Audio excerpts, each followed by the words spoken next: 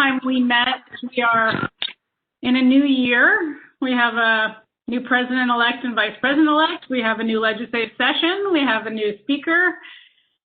We have another year of meeting remotely, kids learning in many cases remotely, us all apart from each other. But we're still here, and early childhood issues are still top of mind for lots and lots of families and policymakers at the federal and state level. So we appreciate everyone's time. We know it's very busy and challenging for everybody, and hope that you're all staying well and healthy and welcome. So let's see, we have to do an announcement of members. And first of all, I want to thank the state agency staff and leadership, and in particular Shay Everett, for helping to pull this meeting together and preparing all of us for it, and hearing from the public about who needs to speak. So we are having this meeting by WebEx, and so folks can participate, us members and also members of the public. We do ask that everybody keep their cell phone and other devices on mute so we don't have much interruption, and also to just be aware of whether you have background noise so that we can all hear each other. And then from there, let's see, we will also be able to mute people as necessary just to minimize noise. And then everybody else tuning in today, hopefully you were able to click the link on the posted public agenda so you can follow along what we're doing. And there is an opportunity to submit public comment, and we always welcome public comment and really appreciate that folks are doing it today. And there's instructions always on the website about how to do that. And just a note to members, when you speak or ask a question, please identify yourself, so that will help, particularly people watching who don't know us individually, to know who's speaking and where you're from. Let me introduce at this point, I guess, Shay, who's going to be the master of ceremony in many respects to keep us moving and master the process. And I just really want to thank everybody for their leadership on early childhood, for continuing to be dedicated to the Early Learning Council. So thanks. I'll turn it over to you in case I missed anything. Thank you, Stephanie. That is perfect. And just a note to everybody, this meeting is being recorded, and so it is subject to Public Information Act. Let me go ahead and get started with roll call. I'll ask each member to respond by saying here or present. Catherine Abba. Here. Chelsea Holden. She's not here. Sarah Abrahams is unable to attend. Travis Armstrong has not joined yet. Weldon Beard. Present. Terry Breeden. Here. April Crawford. Here. Alferma Giles. She is still logging on. Let's see. Alferma Giles. I'm here. Thank you. Melissa Horton.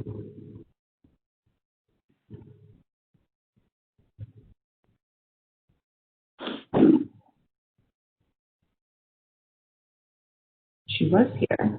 1 second.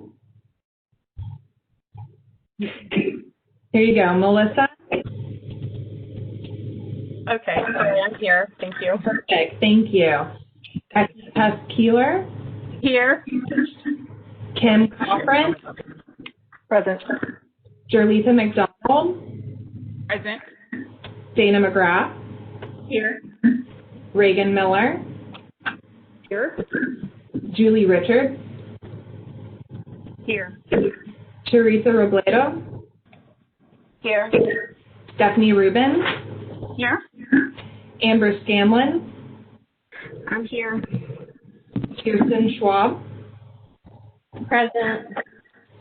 June Yateman.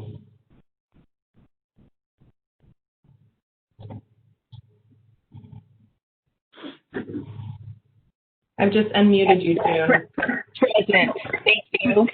Thank you. Audrey. Here. And let me go back to see if we have Chelsea Holden or Travis Armstrong. Let's see. Travis Armstrong.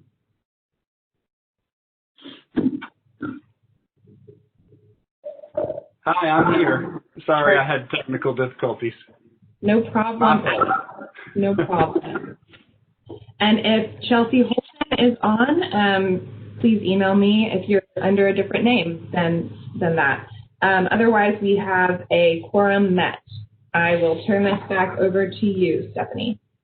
Great. So our next order of business is to review and adopt the draft November 2020 meeting minutes, and the vote is required for that. So if folks would take a look at the meeting minutes in their packet and let us know if you have any suggested edits or changes to the draft. And then I will request a motion after that.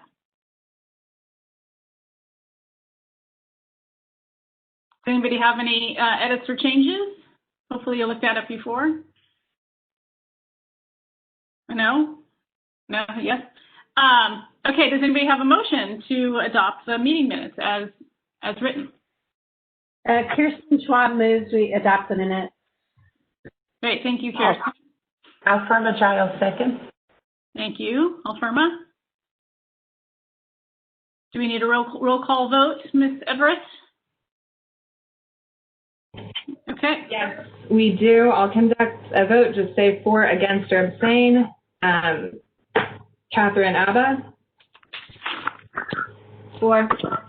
Travis Armstrong. For. Weldon Beard. For. Terry Breeden. For. April Crawford. For. Alfirma Giles. For. Melissa Horton. For. Becky Huss-Keeler. For. Kim Cochran. For. Jerlitha McDonald.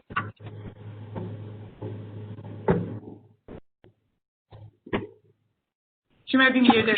I saw her words now. Okay. Perfect. Dana McGrath. For. Reagan Miller. For. Julie Richards. For. Teresa Robledo. For. Stephanie Rubin. For. Amber Scanlon.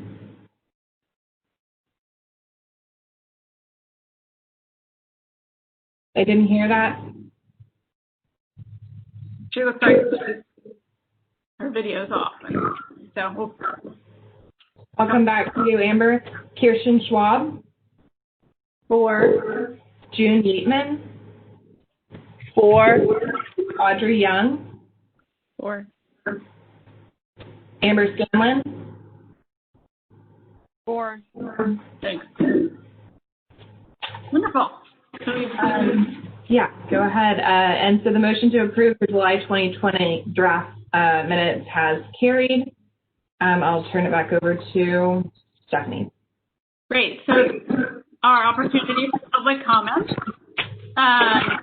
We're really, we know there's a lot of important issues around early childhood right now, so we appreciate those who are going to talk today and also who've submitted written comments. So I know Shay has the list, so I will back over to Shay. Thank you. We have a total of 9 registrations were received to provide public comment. There were 2 written comments and 7 oral comments. After all of the comments have been made, we will open it up for a quick 5 minutes. If any of you have any questions for the folks who have provided comment. We don't have a lot of extra time in our meeting this go around, so it's just that 5 minutes. So take notes as we go along if you are one of the ones that wants to ask a question. So the two written comments, I will read first. I'll first read a written comment provided by Terry Holmes, Vice President of Operations at Creme de la Creme Incorporated. She's commenting on the COVID-19 updates agenda item. Creme de la Creme would like to have the Texas Early Learning Council work to include child care workers in the state of Texas as part of the 1B group for the COVID-19 vaccine. It seems that some counties in Texas have allowed child care workers to receive the vaccine, but this is not a universal inclusion. Many other states that we operate in have specifically included child care workers and the support staff as essential. We encourage Texas to do the same. In fact, I was able to receive my vaccine in Arizona this week as a child care worker, even though my registered address is in Texas. The process in Arizona was very well organized and efficient. Texas should be able to do something like that and recognize child care workers for the important work that is done to care for our youngest Texans. Our other comment is related to the next allocation of funding that will be received by Texas to support child care. There are numerous child care providers in the state of Texas that do not accept children through the subsidy system due to the delta between the market rates and the reimbursement for services. These providers have experienced the same issues related to the pandemic that the providers that accept subsidy have experienced. These providers have all seen a dramatic rise in the expenses incurred due to all of the PPE, et cetera. Most providers are still only seeing enrollment between 35 and 45% of their pre-pandemic levels. It's hard for providers to remain open at these levels. Again, most of the other states provided grants and other forms of funding to all providers in their states, not just to those that participated in the state subsidy program. The next written comment I'll receive comes from Dennis Maple, President and CEO of Goddard Systems Incorporated, also commenting on the COVID-19 updates agenda items. We thank the Texas Early Learning Council for providing this opportunity to comment on the current status of the child care industry in light of the COVID-19 pandemic. Licensed child care centers like the Goddard School's 51 centers in Texas are in dire need of state stabilization support immediately to ensure that they are able to continue operations and remain viable when citizens are able to return to the office. The Goddard Schools are individually owned small businesses funded by parent-paid tuition that provide an enriching and nurturing environment for young children. The Goddard Schools proudly play an essential role in the child care ecosystem. Unfortunately, as the pandemic and economic crisis extended into 2021, child care providers continue to experience declined enrollment and the increased costs of providing safe environments for children and staff. Given the crucial role the child care industry plays in helping America fully recover from this pandemic, it is vital that all state licensed providers receive additional grant funding to allow for their continued operation.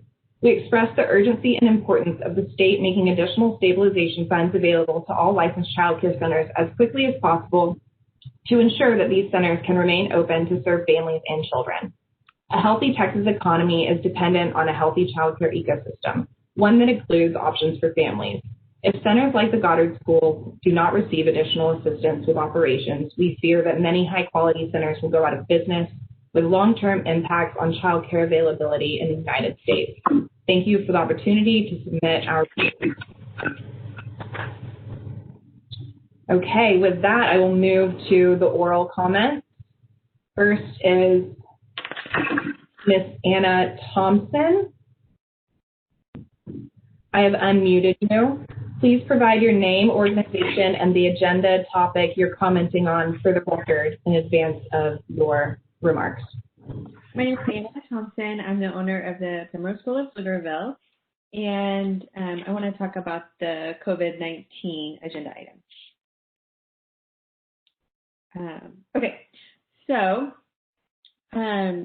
Childcare is made up entirely of people, caring and dedicated people who love children, the children themselves, and the families who are part of the system.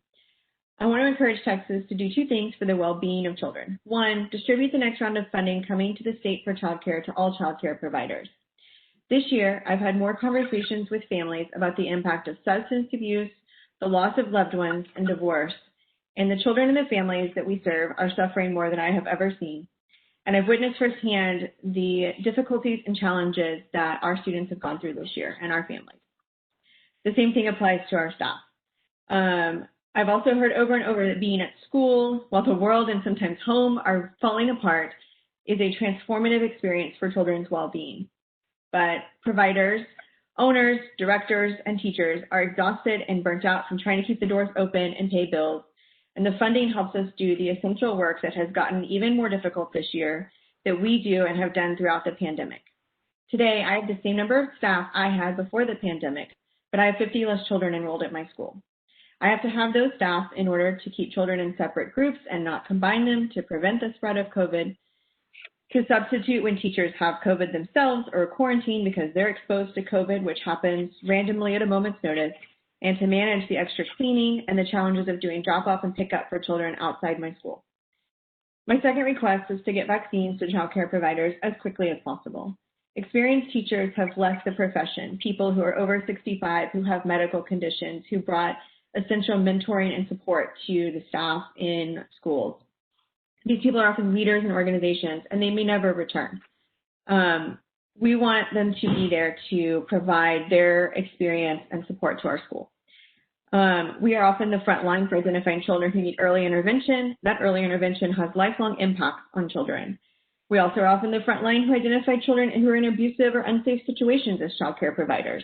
And we need children back in school so that they can get the benefit of both early childhood education, the screening and identification for intervention we provide, and the support for children who need additional help from other community people like CPS. But that's only going to happen when we get families feeling more comfortable and more confident that they can bring their kids back because providers are vaccinated, and we're only going to get providers to stay in this industry and return to provide the essential child care we need when vaccination is possible. Thank you. Thank you, Ms. Thompson. Moving on to Mr. Jacob Stewart. I'm going to go ahead and unmute you. And something I neglected to say earlier is that when you hear a chime sound at the 2-minute mark, this will indicate that you have 1 minute remaining to wrap up your comment. Go ahead, Mr. Stewart. Please state your name, organization, and agenda topic for the record.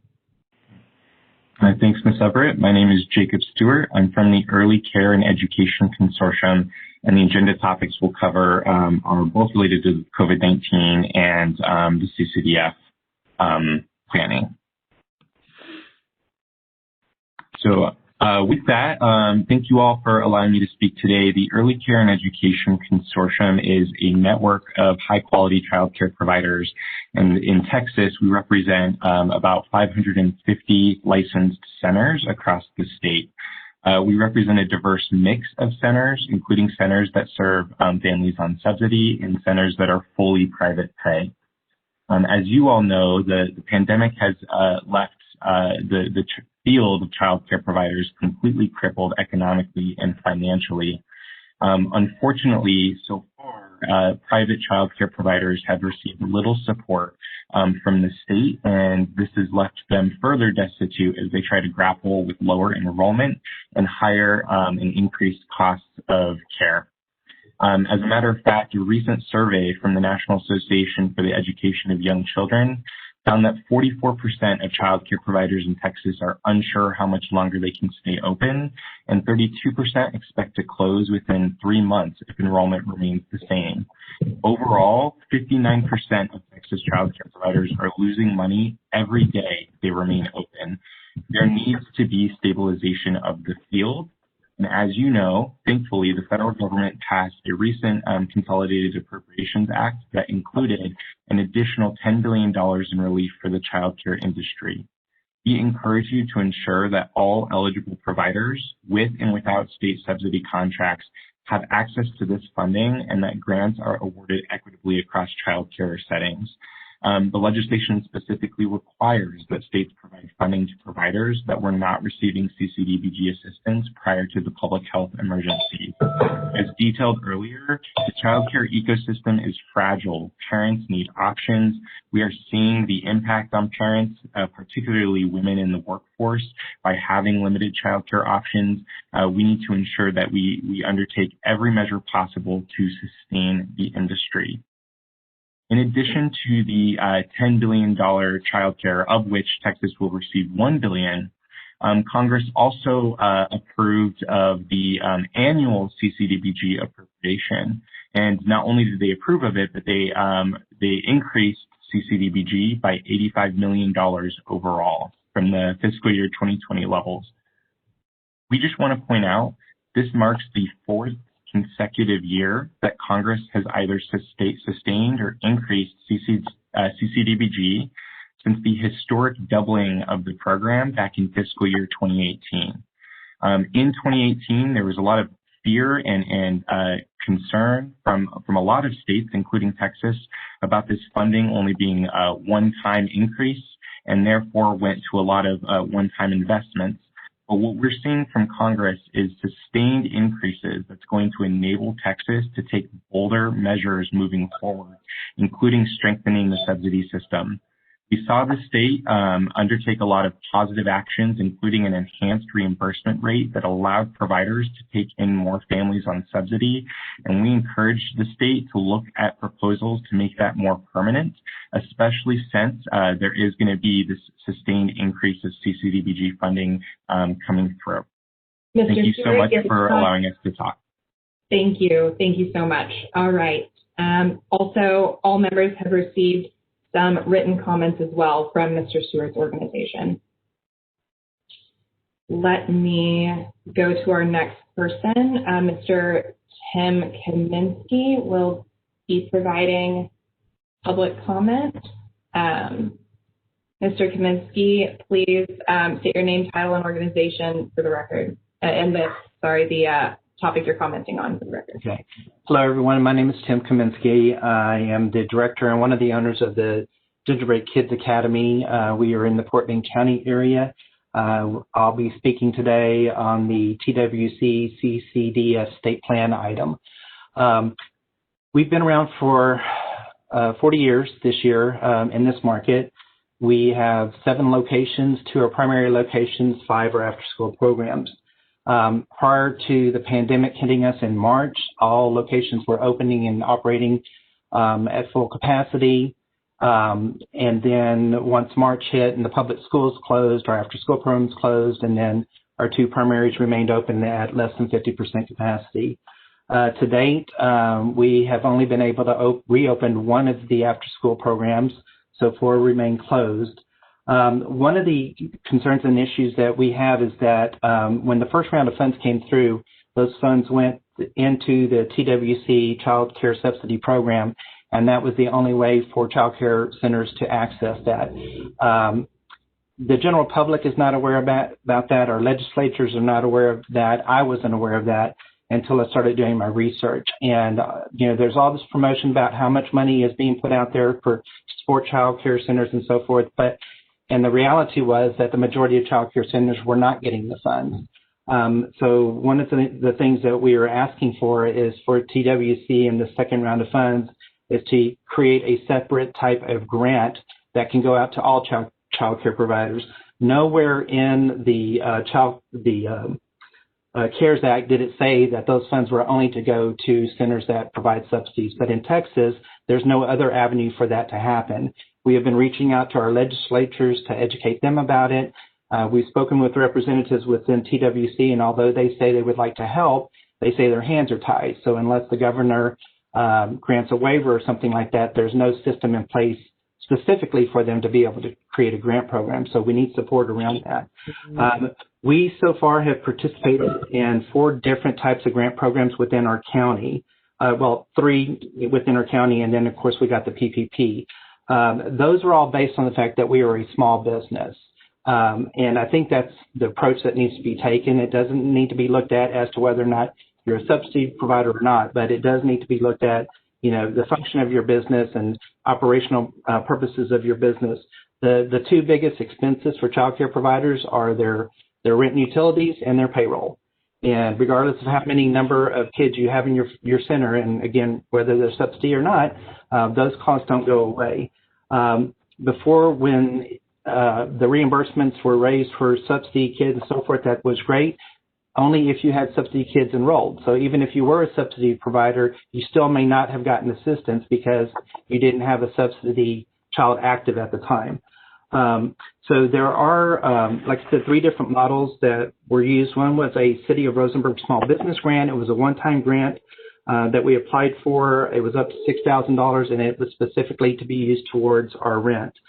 There was a Fort Bend County small business grant in 3 different categories, either a $5,000, a $15,000, or a $25,000 grant, and it was based on your annual income, and you could use that for rent, utilities, supplies, so forth. And then the last one that we received was a Fort Bend County Child Care Assistance Program grant award up to $8,000 per location. And the caveat on that is that that money has to be used as scholarships to families to help them pay for tuition or help families that are in the arrears. We were hoping to get our 4 other after-school programs reopened by offering those scholarships and stuff to our families, and yet because of the concerns over COVID and so forth, we still did not have anybody take that as an option to come back into those programs. So again, those 4 programs remain closed, and as of this week, we are having to put those licenses on a 90-day suspension in order not to lose those licenses and have to start over if we're able to reopen again in August. So I would encourage you guys to take these points forward as you're working with these groups. I have sent this information to Kim. Your time is up. Great, thank you. Thank you. Let me move on to Michael Barnes. One moment while I unmute you. Please state your name, organization, and agenda item for the record. Okay, thank you so much. Good morning. My name is Michael Barnes. I'm the region manager representing Learning Care Group for Dallas-Fort Worth and Mid-South. We currently have 95 schools in the DFW, Houston, San Antonio, Austin markets under the Children's Courtyard, La Petite, Tutor Time, and Child Time brands. And I'll be speaking to the Child Care Development Fund agenda item. First of all, I'd like to thank you for the opportunity to speak to the group. Also, thank you for all of the support you have provided to the child care industry throughout the pandemic. It is an absolute privilege to represent the school leaders and teachers who have been on the front line since March, making personal sacrifices to ensure families in Texas could continue to receive the care. As the state prepares plans for the additional stimulus funding, we join our Texas child care colleagues in hope that you will use the funding to truly bolster an industry that has been hit hard by COVID-19 and one that underpins a strong recovery and strong economy. As the stimulus bill calls for, we ask that you ensure financial assistance covers fixed costs like rent and salaries, as well as increased operating expenses. It is also important, as stated in the bill, that this funding is delinked from participation in subsidy and that all providers have access to this critically needed funding. To ensure Texas has a thriving child care ecosystem, it is important that the stimulus funding distribution plans are in addition to the increased Ccdbg appropriation Texas will be receiving. We are hopeful that the increased Ccdbg funding will result in permanent increases in provider reimbursement rates to ensure that subsidy providers can continue to provide the level of quality care and education that all Texas children need for a successful start in life. Increasing reimbursement rates not only supports the child care providers currently participating, but incentivizes new providers to join the program, creating more choice and opportunities for families. It is often the case, even prior to the pandemic, that families in Texas find themselves on wait lists for funding. Another important use of the Ccdbg appropriations is ensuring that eligible families are able to secure their contracts as quickly as possible so they can get to work and know their children are in safe hands. Consistency in funding also supports providers by helping ensure consistency of enrollment in child care centers. Again, I want to thank you for the opportunity to speak today. Learning Care Group appreciates your support for child care providers and looks forward to continuing partnership in the future. Thank you. Thank you so much, Mr. Barnes. And now we will move on to Stephanie Rutherford. You have also received some documents from her in advance. Ms. Rutherford, please state your name, organization, and agenda topic item for the record. Absolutely. So I am Stephanie Rutherford.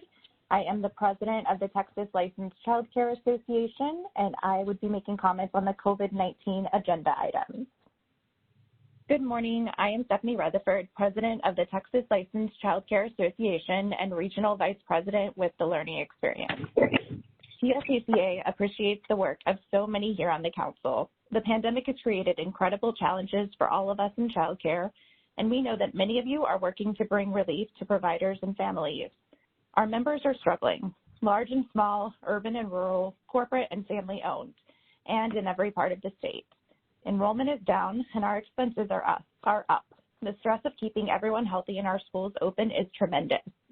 We know that we are not alone and many, many businesses and families have been impacted. Vaccines are on the way, which is great for all of us. I want to bring to the Council's attention 2 issues. The vaccine policy adopted by the state has created confusion for child care staff and owners. Despite the federal recommendations that place our workers in the 1B category, Texas chose not to adopt this suggestion. Yet, in San Antonio and Lubbock, during the 1B rollout, local authorities have provided vaccines to some of our workforce based upon availability. As frontline and essential workers, child care staff should be inoculated early in this process. Keeping our schools open helps keep the state open. The second matter that needs urgent attention is expanding the use of the federal relief funds to include direct support for more providers.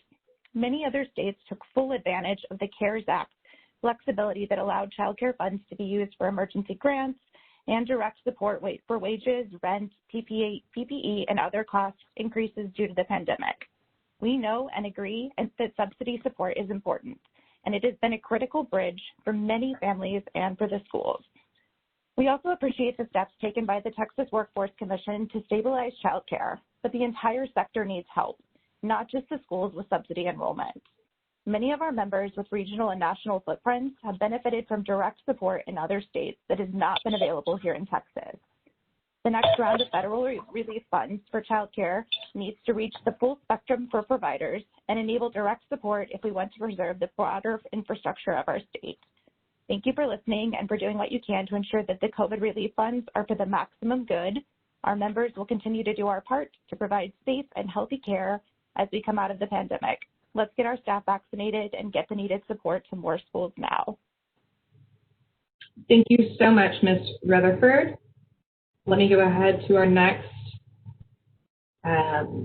commenter, Sonia Dominguez. Ms. Dominguez, please state your name, organization, and agenda item topic for the record. Good morning. My name is Sonia Dominguez. I am the Chief Program Officer at Avance. Avance is a nonprofit organization that provides high-quality, innovative education and support programming for Latinx children and families across Texas. I am addressing the Ccdbg state plan. First of all, I want to start by thanking the Texas Workforce Commission for providing Avance funding to support family home providers in Travis County. With this funding, we have created a peer learning network of family child care providers that are working on improving the quality of child care in their home. I'd like to highlight the great work of the network, what we've learned thus far, and the implications for decisions that will be made. First of all, we've learned so much from our work with family home providers in this program. These family home providers have shared their unique experiences and needs, the impact of the pandemic, how isolated they feel in their work, and their eagerness to learn more and improve the quality of care in their home. One provider in particular shared the impact of COVID and how she could not imagine fighting so hard to keep her doors open. This provider enrolled in this program in our network and was able to keep her doors open due to the encouragement and support of her peers in the program and our program facilitator. Like I said, thank you TWC for providing this funding for the program. It has encouraged collaboration, peer support, and has helped ameliorate social isolation of our family child care providers. With that said, we urge the Council to elevate family home providers' voices and address their unique needs. First, by keeping family child care providers' needs in mind when developing and implementing statewide child care initiatives, providing targeted technical assistance to help them meet licensing standards and exceed those standards, finally, we urge the Council to include family child care programs for consideration of the new federal COVID relief funds, and then support them when applying for these funds. Thank you for your time. Thank you, Ms. Dominguez. And our last commenter today is Ms.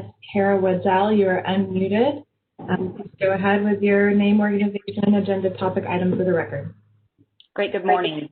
For the record, my name is Kara Waddell. I'm the President and CEO of Child Care Associates in Fort Worth, Texas, and will be commenting on the COVID-19 section of your agenda. If you don't know, Child Care Associates operates 20 licensed child care centers, and we partner with 5 school districts and a charter school for the co-delivery of pre-K and Head Start, serving 1,800 children. We also serve an additional 12,000 children of low-income working parents as a contractor for our Tarrant County Workforce Board. That's the Ccdbg funding. Today, I want to offer public comments to help amplify the voice of our approximate 1,200 licensed programs in our county and our over 200 Texas Rising Star child care centers and homes.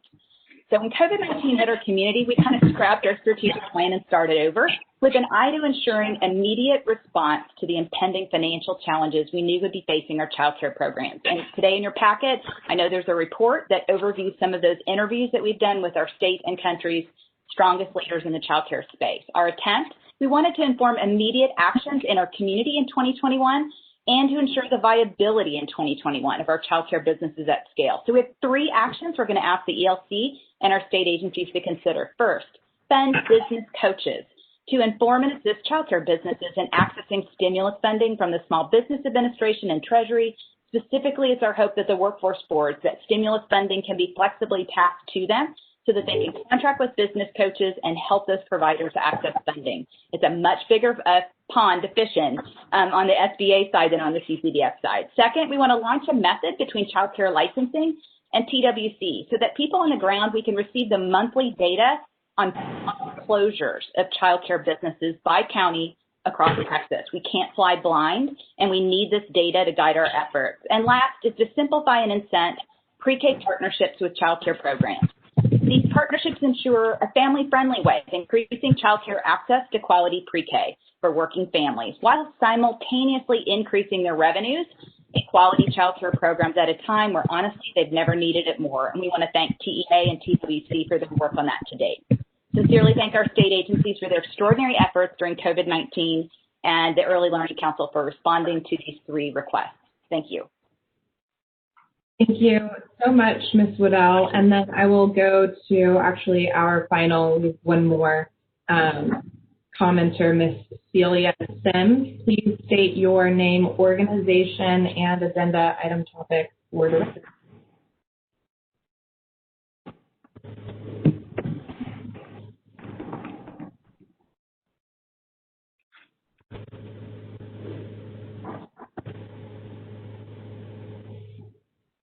Ms. Sims, I went ahead and unmuted you. Are you ready to present?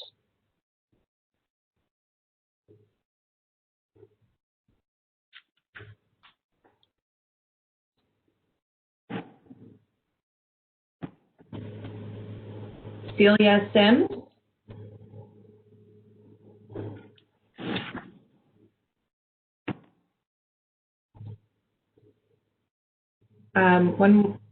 Okay, well, let's go ahead and go to the 5 minutes for 5 minutes for folks for members to ask questions of any of the commenters.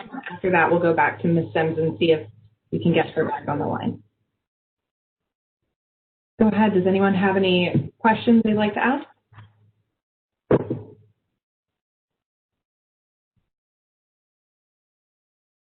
Shay, this is Reagan Miller. Oh, go Reagan. Okay. So I don't have any questions, but since these are all child care related, I want to acknowledge and thank everyone for their input. I will provide some very limited updates under the COVID agenda item on the new funding. I won't have a lot of information yet. We're still waiting on some stuff. So just want to make sure that everybody knows that we'll talk about that in a little bit. And in the written comments, I wanted to make a couple of clarifications. There was a recommendation for the state to pay to disregard absences and pay based on referral. And I just want everybody to know we've heard this comment a lot, and we have an existing policy, and we've had this policy in place since reauthorization that we pay on referrals, not on attendance. So that is already in place. Providers continue to be paid based on referrals. Now, we do have a rule that sets a cap on how many absences we will pay for, but that rule has been waived under COVID. So right now, we continue to pay for referrals regardless of whether a child is absent past that general 40-day number that's in rule. So I just want to make sure that everybody knows that we do have that existing policy. And there was another recommendation on TWC paying for full-day childcare if schools are closed. And that policy is also in place right now. If schools close and are not physically open for kids to attend, then we will authorize full-day care for school-age kids. And again, on rate increases, we certainly understand that there is an interest in raising rates. I will point out that we had a significant rate increase really targeted at our high-quality providers. We would like to encourage more programs to become Texas Rising Star certified and hope that the large rate increase for TRS is more of an incentive to pursue that so that our kids get the benefit of quality early education opportunities. We benchmark that against the 75th percentile of the market rate survey. And while that survey is only required once every 3 years, we do it every year. And we benchmark our rates on an annual basis. So over the past 3 years, we have seen increases year over year based on the most recent market rate data. So just want to make sure that folks are aware of that. Thank you. Thank you, Reagan. We have about 2.5 minutes left in this portion. Kim, did you have a question? I did. Either for Mr. Stewart or Mr. Barnes, who has programs in other states and that have experienced those grants for all providers, if there was any lessons learned or make sure you do this or make sure you don't do that would be helpful as I know TWC is looking at developing those grants. I've unmuted both Mr. Stewart and Mr. Barnes if you'd like to comment. Yeah, that's a great question, and we have been seeing this in other states. I know that I'll speak to some lessons learned, and I know some states actually learned lessons even from the first time they administered grants to the second time. One is that avoid making it on a first come, first served basis, because some states did that in the beginning. The funding dried up very quickly, and then they were unable to get funding to other providers. Washington State's a great example of that.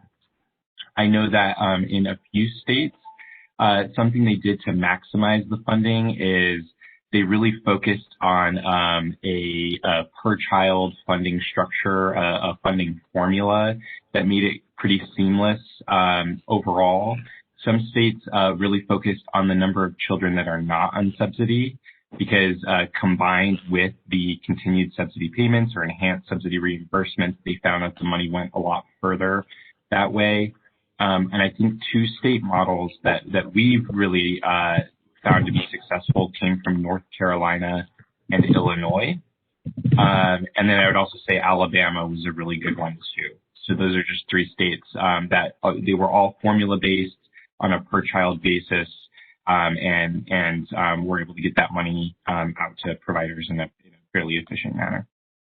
I would echo the same thing. We've seen the same thing with North Carolina, Illinois, and Arizona, where it's really been based on per child and taking that into account. Also, in a couple other states that we support, we've seen strong support for just the labor side and covering that labor piece. There have been direct payments in some states just to cover some of those labor costs, which has been helpful. Thank you so much, Mr. Stewart and Mr. Barnes. That concludes the 5 minutes of questions. If anyone else has any other questions for the panelists, email them to me, or for the commenters, email them to me, and I'll work between now and our next meeting to get those questions answered and send them all back out to you. Going back to Ms. Sims, I'm going to try to unmute you one more time. I know you are calling in. Ms. Sims, just whenever you. Hi, this is Celia. This is Celia. Can you hear me now? Yes. Great, thank you. I'll make this quick for you all. My name is Celia Sims, and I'm the Vice President of Government Relations of KinderCare Education. I will speak briefly about COVID. We have KinderCare has around 83 high-quality community-based centers in the state of Texas, and as you well know, the COVID pandemic has had a devastating effect on the child care industry. And while I know a lot of people are out there seeing more licensed child care open than, definitely was open back in April, the financial distress for centers and for family child care is far from over. Families aren't returning to care at the same time.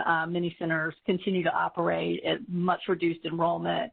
And also really important to take note of is that the mix of families and centers is definitely skewing higher towards subsidy these days than private pay. And while we are very appreciative of the increased subsidy reimbursement rates over the last number of years, Texas's rates still remain very low in comparison to many states, to the market rate. And so without those private pay families in the mix, it's making operating even more difficult. Additionally, as you well heard, our labor costs are significantly up upwards 20+%, simply to ensure the health and safety of children in our centers with enhanced protocols, particularly pods, which are critical for ensuring children and teachers stay together throughout the day to reduce transmission in our centers. And just as others had said, we really ask that you make rapid and good use of the additional $1 billion the state is estimated to receive. And while we know the state has flexibility in the timing of the funds, I just want to, as you've heard, keep front of mind that child care providers don't have the luxury of flexibility in the timing of making payroll, rent, mortgage, insurance expenses. And similarly, as has been indicated, whatever mechanism the state uses to distribute financial assistance to child care providers, please make sure it's not overly burdensome either to providers or the state. And first and foremost, make sure that the funding provided is flexible in its coverage of fixed costs and operating expenses. So thank you again very much. And again, thank you for your assistance throughout the pandemic and into the future. Thank you so much, Ms. Sims. And so that concludes the public commenting portion of our meeting. I will turn it over to Stephanie Rubin to move us along in the agenda. Shay, and thanks to all our folks who provided public comment. I know we could stay on for hours and ask all of you questions, so certainly expect some to go to Shay and back out to you so we can get some more information about what's happening in your centers and what's happening with kids and families. And also, I'm very interested in the relationship between what's happening in schools with decreased pre-K enrollment, and yet our child care centers, have capacity and have need. And so it does speak to the need for some better partnerships. And maybe there are some great ones that have popped up, and that'd be wonderful to hear about another time too. So now we are going to have a couple of process updates from the council. One is a question for Shay of where we are in the status of a new chair for the council and other process updates like that. And then I'll have another follow-up question too. We do not have any update on the chair of the council, but we do hope that by the next meeting we will have one appointed. That is not confirmed, but that is the timeline that we are on. Okay, wonderful. And then the next thing we need to talk about is meeting dates. Very exciting.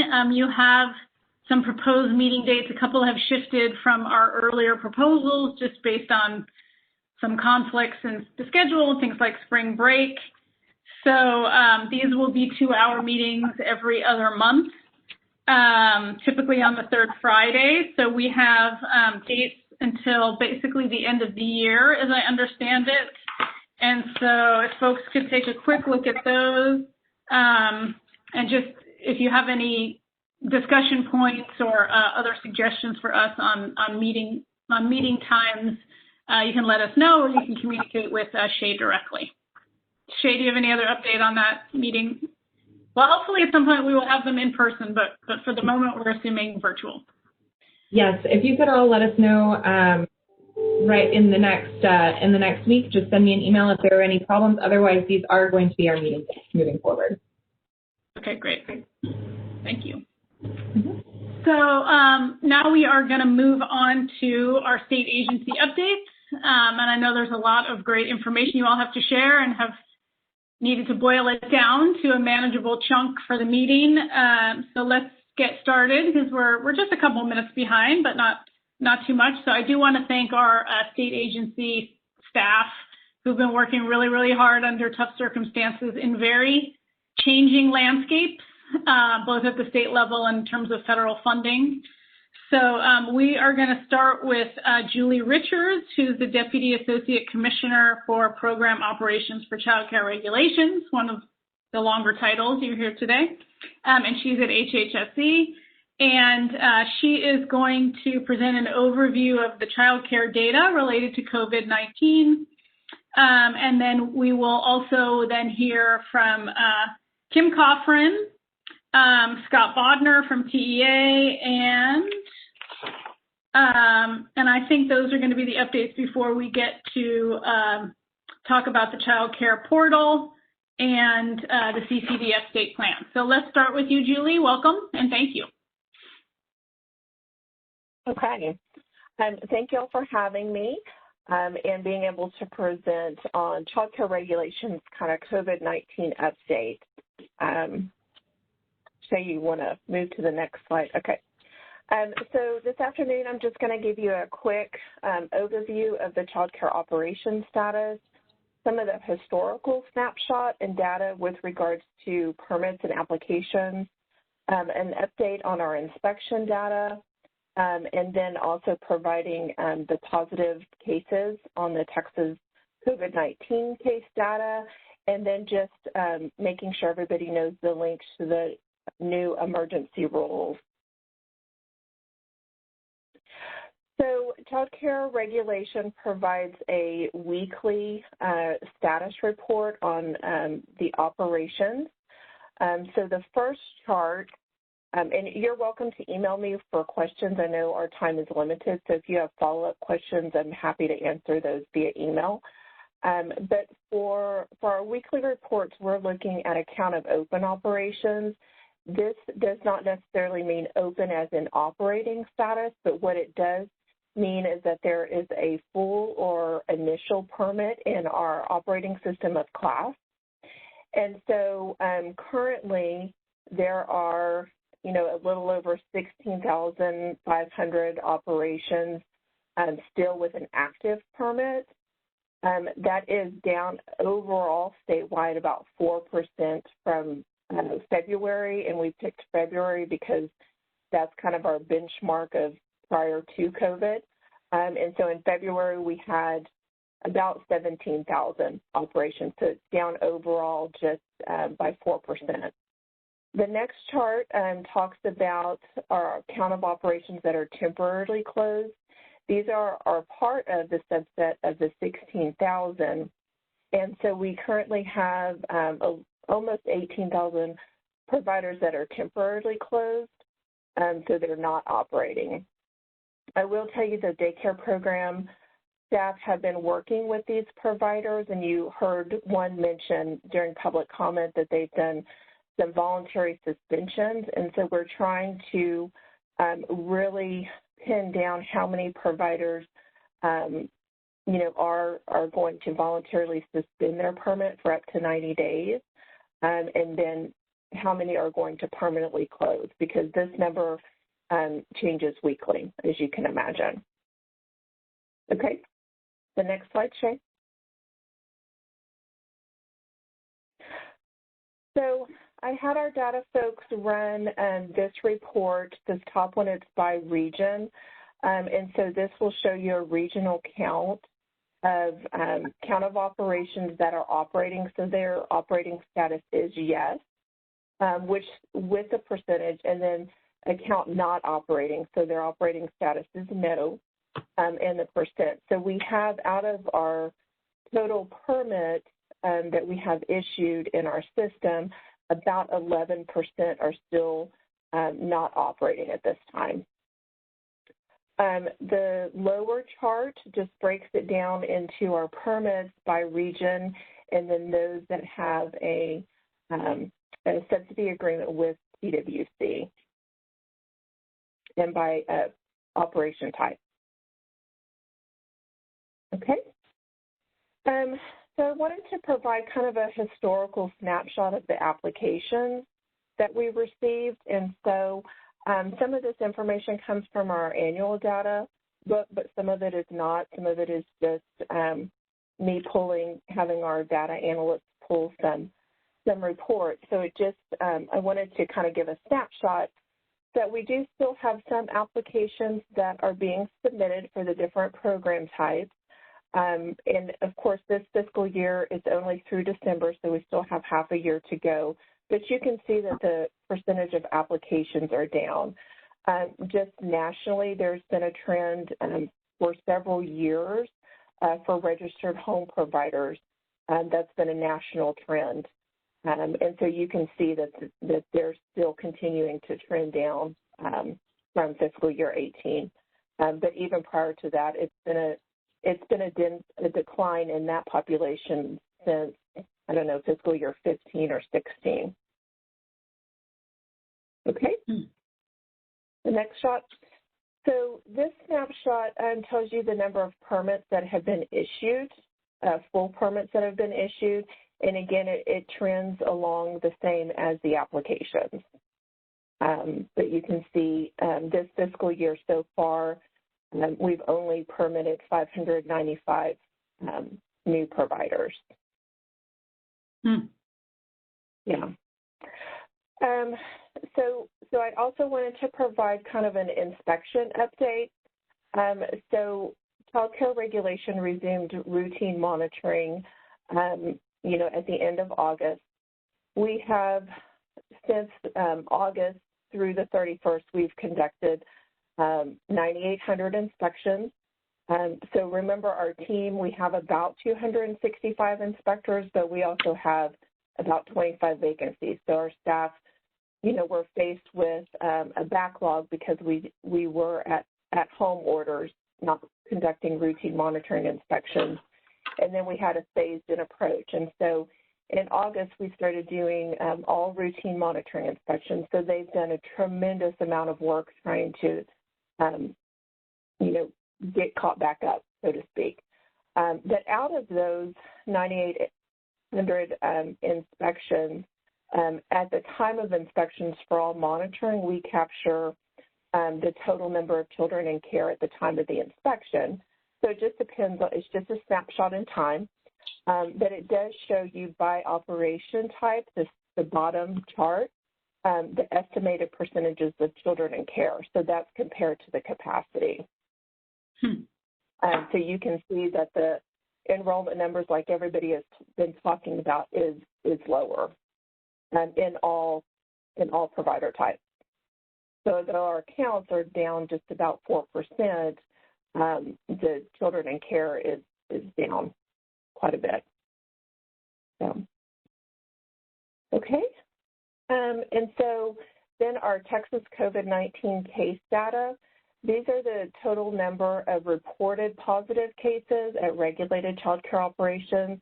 It's broken down by region, and this changes on a daily basis. And so just a reminder, as part of our minimum standards, child care providers are required to report communicable diseases. And so this is, an administrative reporting. It's not public health data, but it does kind of show the cases in child care centers across the state. And then the daily data is updated to our public website under the COVID-19 data. There's links to center-based care as well as home-based care. And then the monthly data is archived, and we have to archive it because the files got too big. So that's why they're archived. But just to kind of give you a perspective, that data was pulled on Monday, and today's total is 10,745.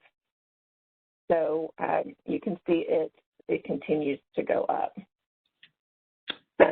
Julie, I'm sorry, can you say that one more time? That was just kind of shocking. Yeah, so the total numbers, the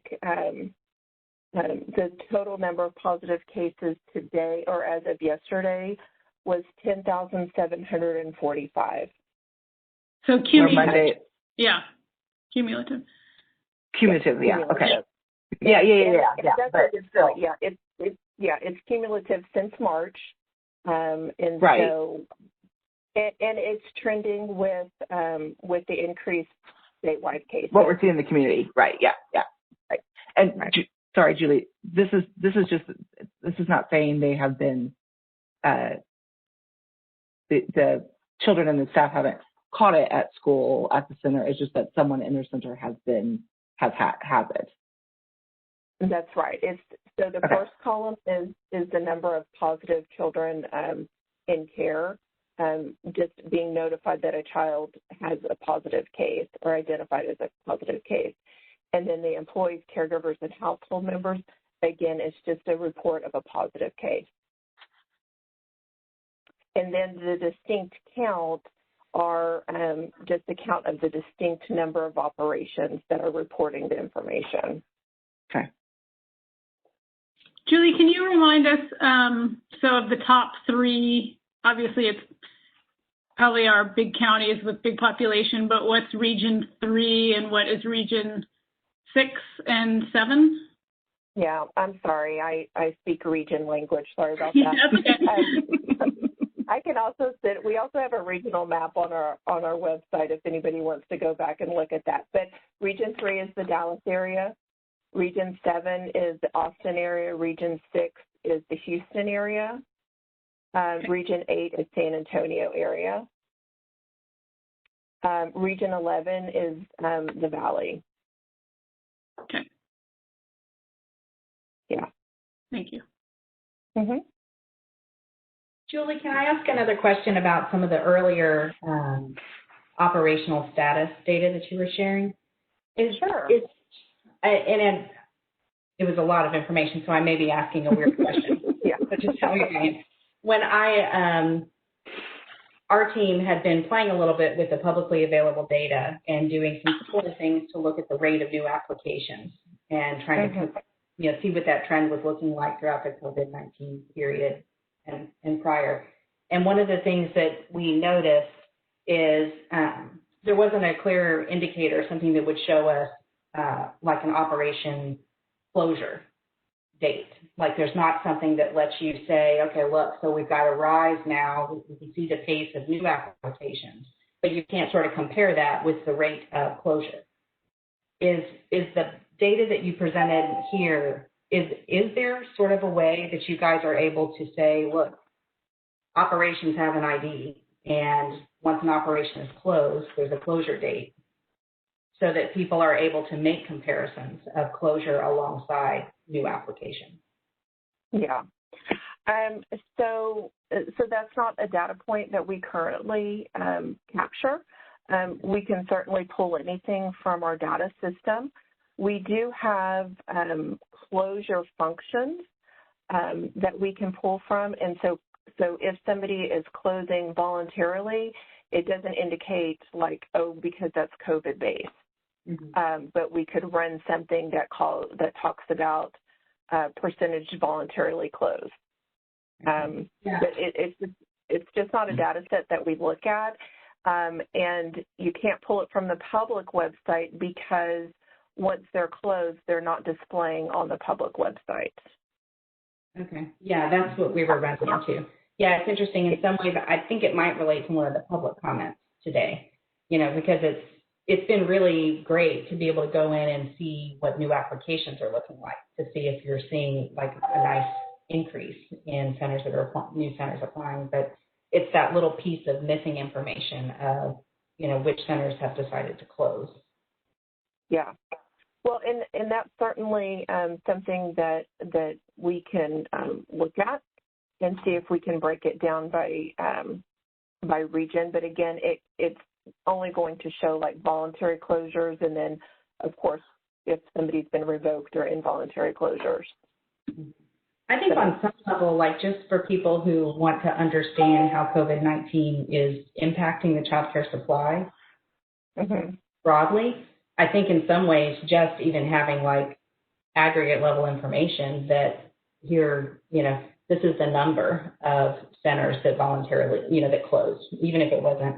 I'm not saying I think that would meet everybody's needs, but I'm just, from having looked at what you shared today, it's like really interesting to be able to see how things are recovering with new applications. But it'd be great to have the other piece of that is closing. Okay. Yeah, if you want to, we can work on, trying to get that information to you on the side or offline. Sounds good. So, and then lastly, I just wanted to point out that we do have a new set of emergency rules that were effective December 22nd of last year. They'll be in effect for 120 days. And basically it was a cleanup of our previous set of emergency rules. And then with the increased, community rate of COVID, leadership felt it was important to continue some of those emergency rules regarding health and safety and screening for helping to prevent the spread of COVID within our child care providers. Thank you. And there's my email. Oh, sorry, go ahead, Stephanie. I was just saying thank you. Wonderful. Are there any other questions for Julie? Okay. And thank you. Y'all are more than welcome to reach out to me via email. It's fine. Wonderful. Thank y'all. Thank you. And now we will hear from Kim Coffrin of Texas AEYC. Well, I guess I can officially say good afternoon. Now we have passed the threshold, just this much closer to a 3-day weekend, right? So none of this information that I'm going to provide today is going to be a surprise because our public comments and the information that was shared speak right to this, so it won't be a surprise. But NACCE did do a survey in November. It was November 13th through the 28th. They've got about 6,000 respondents from across the country, most states represented. So in Texas, we were lucky to have that. 93% of those respondents nationally were centers that were open. So that does mean that they were able to capture about 7% of the respondents that had already closed. And just because centers are open, it doesn't mean that they're okay, which you heard today, and again is no surprise to any of us in the room. So nationally, Shay, can you go to the next slide? Thank you. Overall, revenues are decreasing, right? Enrollment's low. 66% of the respondents in programs that are allowed to operate, 66% of the respondents are in programs that are allowed to operate at their normal capacity, and 33% of those are required by their state or county to do a reduced capacity. So, there's that information. And 81% of the respondents are serving fewer children than they did in the pandemic. And on average, the decline in enrollment is about a third of the respondents. And the data that Julie just shared shows that in Texas it's much bigger than that. So next one, Shay. So just nationally, 56% of the centers are losing money each day, but they remain open. 44% are confronting so much uncertainty that they really don't know how long they're going to be able to stay open. 1 in 4 centers and 1 in 3 homes say that if enrollment stays where it is and no additional support comes forward, they will be closing in the next 3 months. Now we know we're pretty sure enrollment hasn't changed that much, but we know additional funding is coming. So we'll see how many of that is. Another shocking statistic is that raises to 51% when we tease out the minority-owned businesses. They won't survive for the next 3 months under the current status quo. So again, snapshot in November, things have changed since then. Some have gotten worse, some things have gotten better. So, we will see at a point in time. Let's dig into Texas. So we had 204 respondents in Texas. 91% of them were centers and 9% were family child care homes. It's also important to note that centers, it is a NACCE survey and it was open to everybody, but the vast majority of those of the respondents are what we would consider higher quality centers. So if we know these are the stats for centers that are high quality and run good businesses, we know the ones that are lower quality and normally have a struggling business are even worse off. So, okay, now I'm ready, Shay. So 59% of the centers, respondents of the child care centers and homes, so they're currently losing money by remaining open. And they are, even as we desperately try to stay open for children and families. It's right on par. It's a little bit worse than national average. National average is 56%, and we're at 59%. So it's close, but there. 56% of the respondents are reporting putting supplies and other items on their personal credit cards or dipping into the personal savings. That increases to 72% for family childcare homes. So, you know, our providers are using their own credit cards and going into debt to stay open. And that is much higher than nationally. Nationally, it's at 42%. So, so we are, our centers out there are struggling. All right, next one, Shay. 80%, so this goes into cleaning supplies, 86% of the respondents are paying additional costs for cleaning supplies. That's actually lower than national average. National average is 91%. Part of me is thinking, well, maybe we just did a better job of cleaning supplies before the pandemic. So it's hard to say why that differentiation is there. The PPE, we're right on target with nationally. We're at 71% for additional costs for PPE, nationally at 73%. And then 74% of our respondents are paying additional costs for staff and personnel. And having talked to centers, I know that staff and personnel is, you know, obviously to be with the children with the lower group sizes, to keep their pods all separated.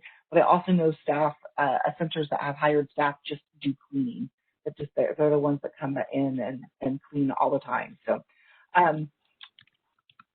44% are confronting the uncertainty of how long they're able to stay open, and that, you know, just imagine the stress that has to take on us and on a provider. And of those who do know, 32% are saying that they will close, in Texas, will say they'll close an additional 3 months if enrollment stays where it is or no additional support are coming from the public. Ready for the next one, Shay. And 51% of respondents say they know of multiple centers or family homes that have in the community that have closed permanently. And we're hearing stories all the time. I know right before the Christmas break, we got at Texas AYC, we got a email from a provider who was going out of business and was looking to sell her the equipment. And so we helped get the word out to the area. It was in San Antonio area, and we get the word out to other providers who went to purchase her belongings and her equipment. And yeah, we helped, but it was not a fun feeling to, you know, knowing that this provider was losing her dream and her livelihood. So this happened. And I think the last one is just a quote from one of them, from Sean Wagner in Sweeney, Texas. Child care relief would mean that I could not cry myself to sleep or stress trying to stay one step ahead of the needs of families, children, and city I serve. It would mean I could get back to providing quality care instead of this is what you get care. These children, families, and teachers, and myself deserve more. So much more than I can put into words. It would mean the world to get more help. So that was a quote from the survey that they pulled. So again, no surprises for all of us on the call. And there's the full survey and the full report from NACI is on their website. And you can pull that down and read as you wish. So. Thank you, Kim. Great survey, really, really helpful. Take a breath. Okay, so we still have a little bit, any questions for Kim? I'm sorry, any questions for Kim?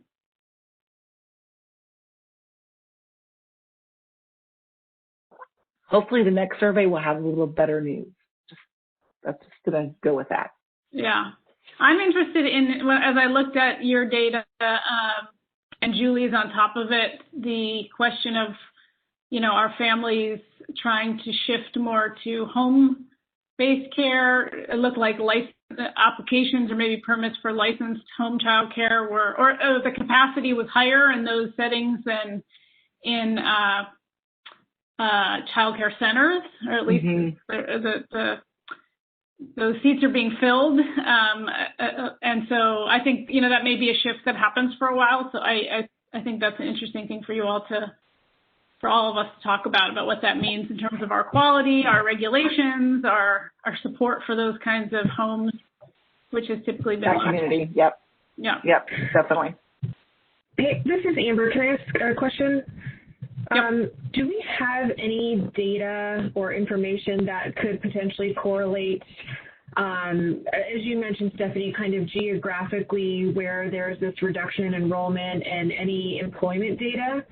Because obviously, if parents, subsidy or not, are having issues affording childcare or they're not working, it'd be interesting to understand how childcare enrollment aligns with workforce numbers.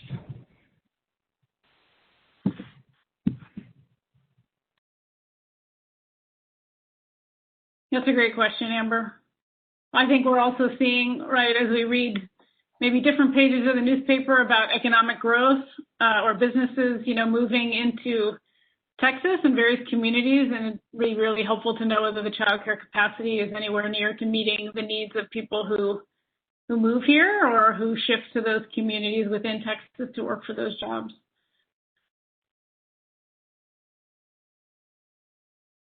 So this is Reagan. I would say that certainly we have unemployment insurance data. Cross-matching that with closure data, I think we would have to work with child care regulation. Again, sort of, April, what you were talking about, understanding where there are permanent closures and being able to map that with unemployment data is something that we can certainly look at. I think we've all heard anecdotally that it may not be directly related to the unemployment data because you have a lot of people working from home as well, and that COVID has certainly changed parents' behaviors in how and if they want to take their children into child care. But we certainly can look and see if there are correlations looking at unemployment insurance data. Thank you.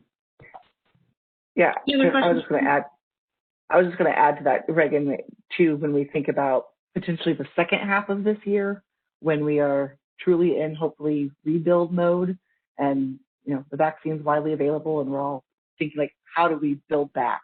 How do we, where those holes are? How do we do that? So, and knowing where those holes are. How has the desert shifted?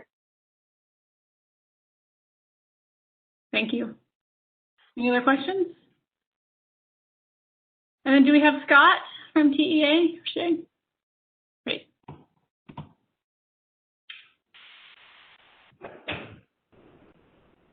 Good afternoon. I apologize if my connection is a little choppy. I'm fighting for bandwidth with 2 children doing remote education today. Is everyone able to hear me okay? Yes. Okay, cool. So I'm just going to provide a very quick update on some enrollment numbers for this school year. Just last week, the TEA put out a press release that included a table showing a comparison between last year's enrollment numbers for all the various grades and then the numbers of enrollment in October of this year. But what I've done is extracted and expanded or enlarged the section of that table that was focused specifically on the early grades. So what I'm sharing on the screen right now is essentially that snapshot showing that there have been pretty substantial decreases in enrollment in the early education and pre-K. Now, early education is a representative of children who receive early childhood special education services, but who are not otherwise eligible for pre-kindergarten. And then pre-K includes both pre-kindergarten 3-year-olds and pre-kindergarten 4-year-olds. So you can see the changes there. Kindergarten also does have a slightly higher drop-off than the higher grades, and obviously given that early pre-K and kindergarten are optional, it's to be expected to some degree.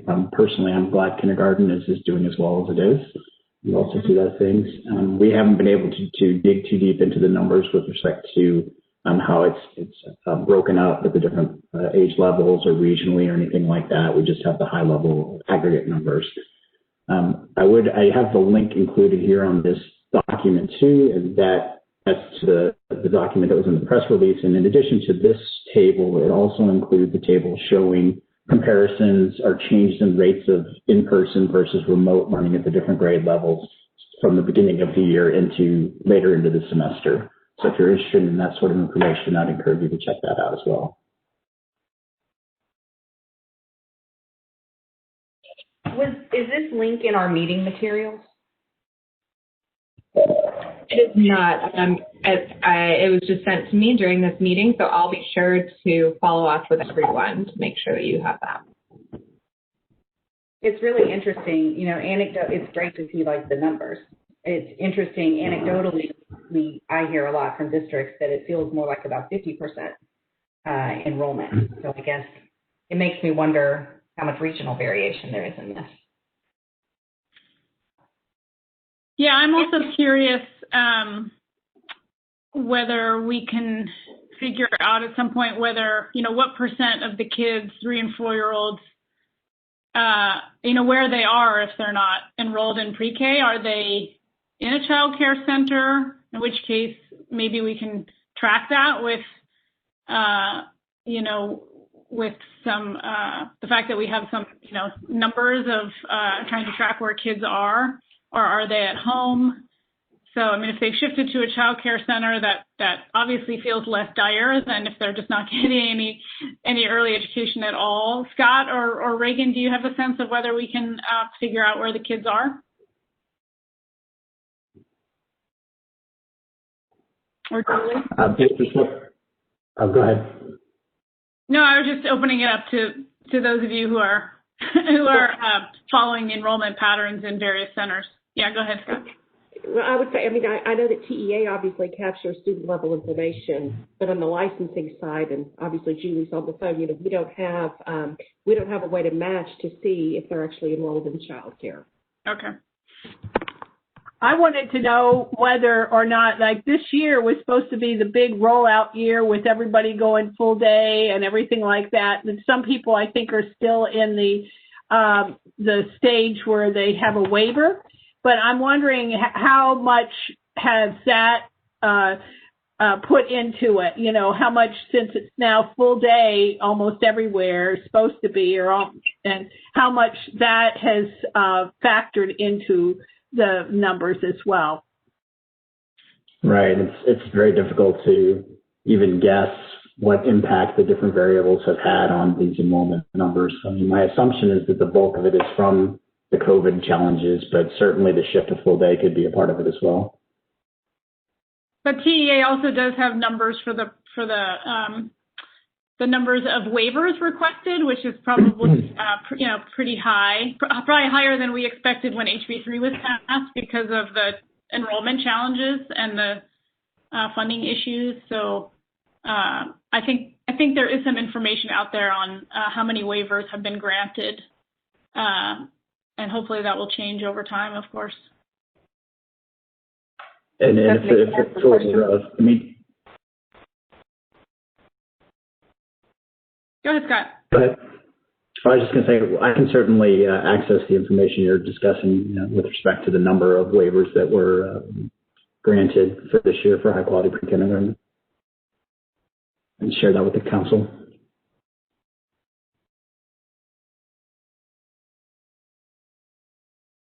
Scott, I have another question. With these enrollment numbers, I'm assuming this takes into play if a district is doing virtual learning with any of these age groups, that this accounts for them too, right? So it doesn't. Do we have numbers of how many early education, pre-K, kindergarten, this age group are doing virtual versus how many are doing in person? Yes, there are some. There's another table associated with the document that I linked to here from the press release that has some information. It's not comprehensive, but it has some trends from the beginning of the school year a little bit later into the semester, and shows how that has shifted from the ratio of in-person to remote over time. Okay. But it does break it down by grade level as well. Great, thank you. I'll look for that. And I'm sorry, I was handling something technical behind the scenes when you were talking about full-day pre-K waivers. There are about 220 school districts that have applied for waivers.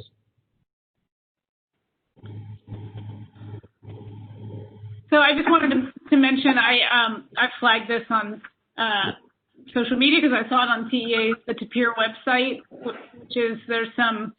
I think we've known that TEA has been following kids longitudinally for a long time, and pre-K, and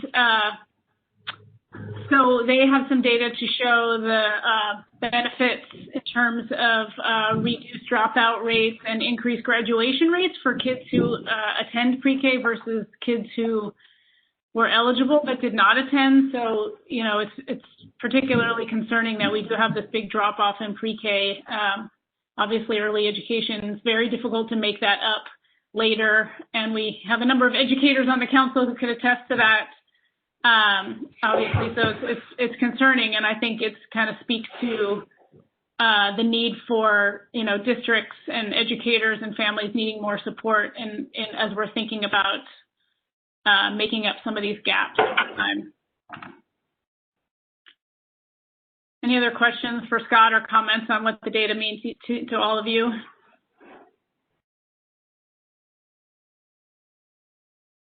I just would echo what you just said, Stephanie. I mean, I think a 22% reduction in children from an eligibility-based group not receiving educational services. I think it's something to be looking at. And I do think the data that TEA is collecting around academic skills, mostly literacy, I think there will be data that helps us understand the impact, but it would be nice to mitigate the impact. Yeah, in addition to, I guess, geographic distribution or by district for this data, CEA does disaggregate by eligibility category on its website over time. It would be helpful at some point to know, you know, what percent of the 22% or what percent of those not attending are English learners or are, you know, military or foster kids or kids with special needs. Just so I think it would be helpful to think about what kind of resources are needed for families and for districts to in the early grades coming up. I have a question if I could. Sure. With that collection of data, does that include any possible partnerships between child care and head start and IT support the TA numbers? Well, then do you mean? If the children are enrolled as students of the district, they would be included in that. Yes. Okay. Are they going to do, I mean, that's up through the first half of the year, okay? And hopefully if things start getting better, are you looking to do another similar survey like that as the year goes on? Because I don't know if students are able to enroll, like say things get better and you might have, parents might say, okay, I think I would like to have my child enrolled now partway through the year or halfway through the year. So are you going to be looking at for the second half data? Because especially if things get better, people might be more apt to send their child, because especially if, you know, things do improve.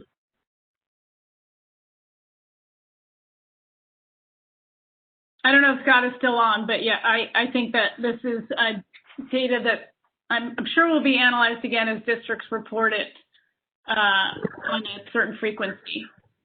So I think Scott lost his connection, so we'll make note of that and follow up with him. So Can we I do ask one more? Yeah. Okay. Especially. I was just going to ask that. So I'll email you, Stephanie. Oh yeah, sorry. So we are going to shift to Shay to talk about the child care portal and give us an update on that. And you got to save time to hear from Reagan. Thank you. Yes, we are running short on time, so I will go quickly. The history of the Texas Child Care Availability Portal, for those of you who are not familiar, with it.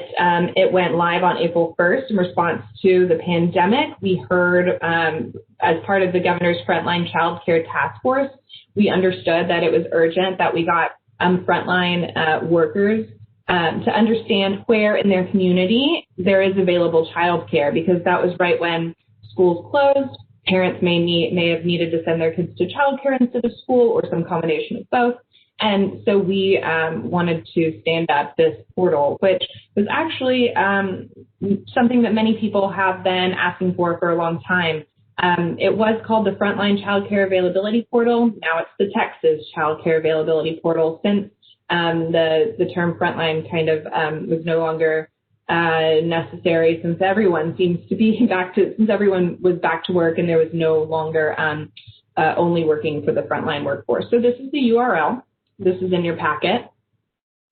The data sources come from a number of different places in order to support this availability portal. First, you have the child care licensing data that it is available publicly, operation ID, address, etc. Then you have some child care data that's not available through the Open Texas Data Portal, which is whether that operator is opened or closed. Very important information to know during this kind of uncertain time, people opening and closing every so often.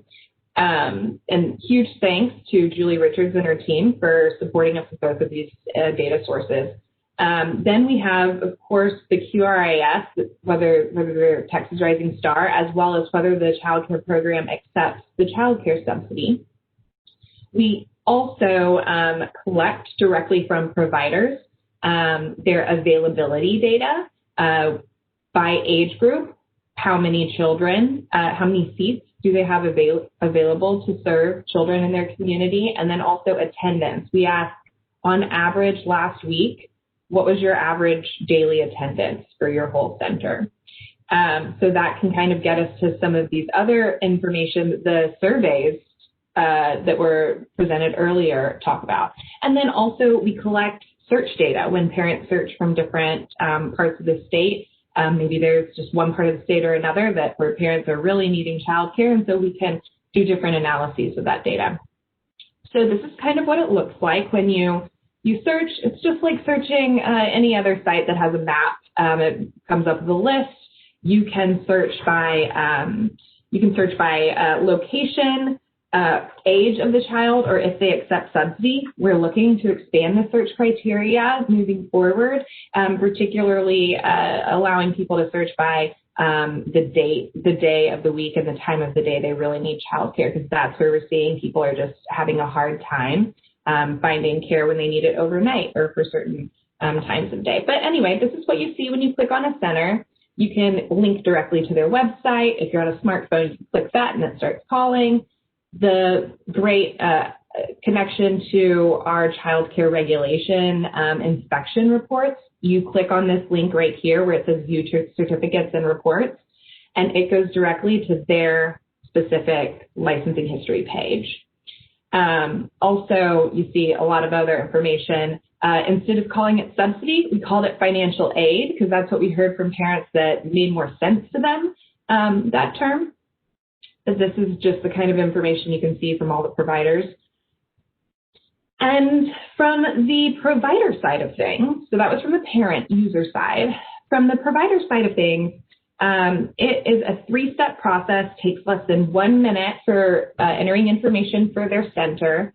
Providers at the moment need to do this each week in order to get their availability data updated for parents to see. If they don't update it after 7 days, they're sent an email and or text message.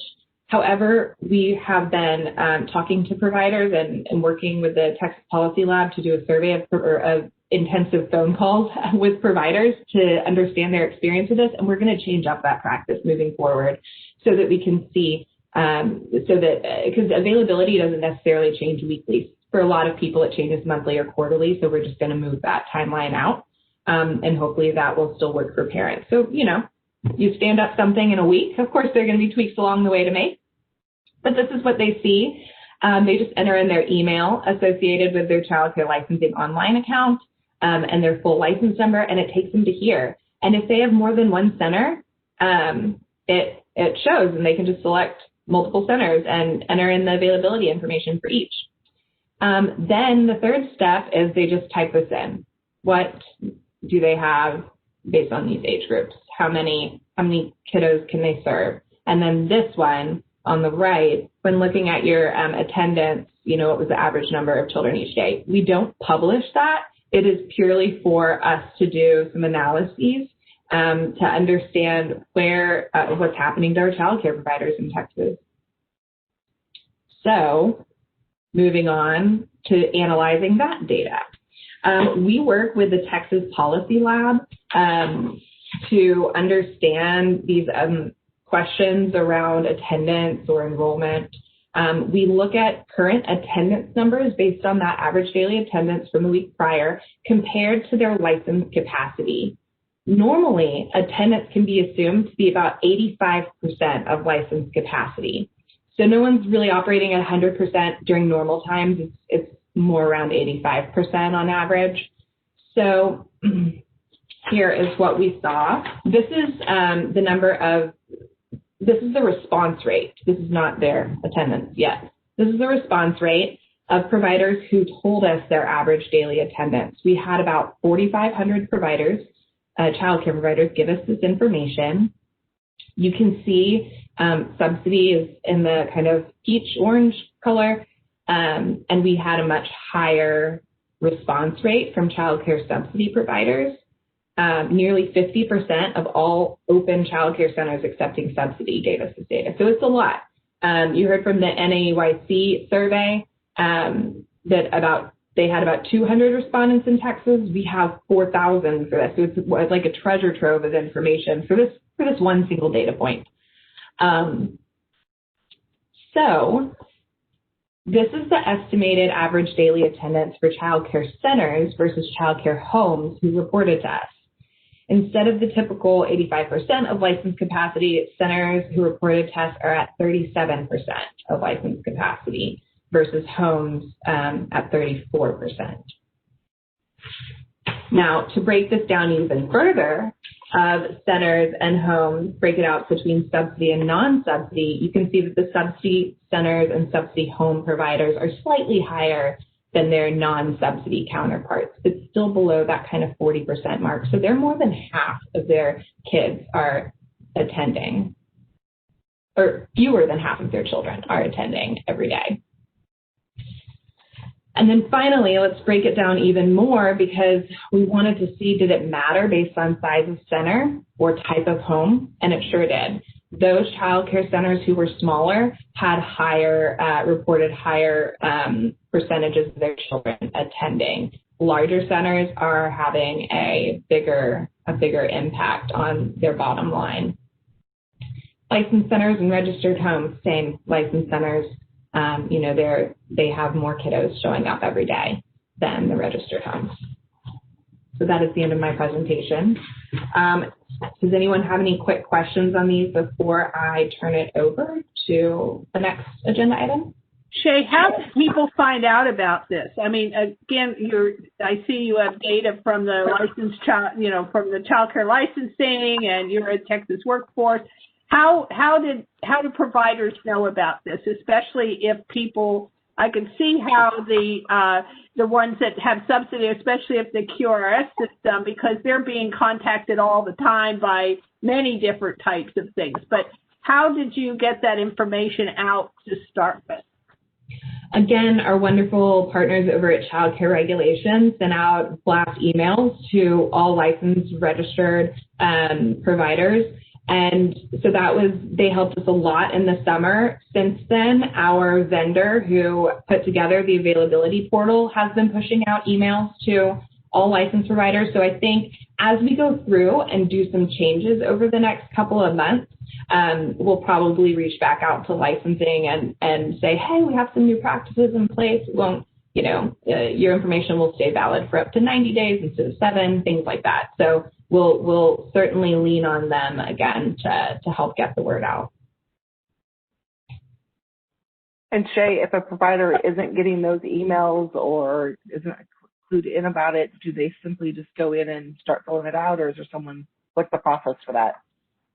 Yeah, that's a really good question. And I think that we need to do a better job of figuring out how do people not know about it, or like how many just don't know about it and why. I know that providers get lots of emails all the time, and emails is not always my strong suit, much less someone who has kids in their face all day. And so I think that that's something that maybe this council may consider us all working together on with all of our different networks to get the word out. Hey, Shay, this is Julissa McDonald.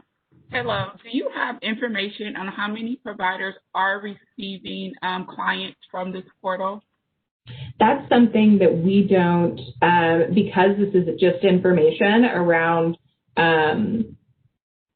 we are not doing the actual connecting of parents to the providers. That's something that in Tarrant County, actually, one of our local affiliates is doing that. They're hand-holding parents. They're taking calls from parents. They're connecting them so they can track that. But at the state level, we're not. This is purely an informational resource. But I will tell you that I get, through this, the portal's email address, I get dozens of emails every week from parents who found us through that portal and are saying, oh, they don't have availability at these places, so we kind of hold their hands through it. So I do know that parents are accessing it. Whether or not they show up and say, I found you through the portal, I'm not quite sure. Okay, thank you. Mm-hmm. Also, Shay, you know, places like Collaborative for Children in Houston, et cetera, have child care information portals as well.